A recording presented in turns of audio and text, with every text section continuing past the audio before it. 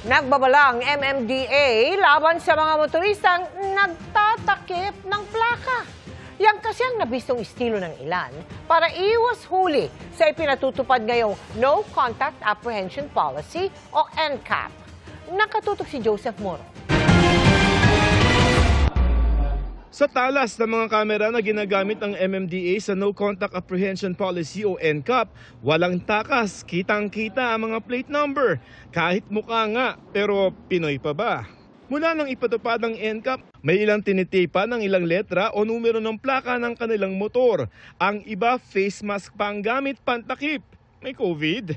Ayon sa MMDA, booking na ang mga the moves na ganito at pinapahunting na raw sila. Natakpan lang yung dalawa.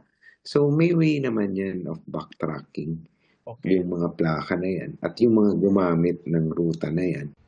Paano kung buong plaka ang nakatakip? Huwag raw pakampante dahil may mga traffic enforcers pa rin sa lugar na pisikal na hahabol at huhuli sa inyo. Eh kung peking plaka ang gamit? May license plate recognition software tayo. So pag dumaan yan uli, mare-red flag yan sa amin at mapapaharang natin. At kakasuhan natin criminally. May 5,000 pesos itong multa at pwedeng suspindihin ang inyong driver's license kapag nahuli kayo. Paalaala ulit ng MMDA, exempted ang mga responding ambulansya, fire trucks at mga police mobile sa NCAP. Ang iniiwasan ng MMDA ngayon magamit ang mga blinker o siren ng kahit na anong sasakyan. We have to make sure through manual review na talagang legitimate yan. Pag na-flag yan, pag nakita naman ng ating reviewers na emergency vehicle, automatic yan, i-invalidate yung red flag. Di na dadating na may notice sa violation? Wala na, hindi na. Pero paano naman ito? Ni walang madaanan ng ilang motorista dahil sa mga nakahambalang sa daan, minsan mga vendor pot, na clearing operation na kagabi ang MMDA.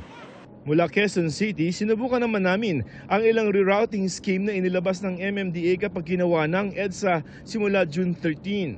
Base sa rerouting plan ng MMDA, pwede kaming dumaan sa Skyway. Tingnan natin kung ilang minuto at kung saan kami pwede mag-exit pagpapunta kami ng Maynila. Pero sa Quezon Avenue, sa Quezon City, papasok sa Skyway Stage 3, tukod na ang mga sasakyan.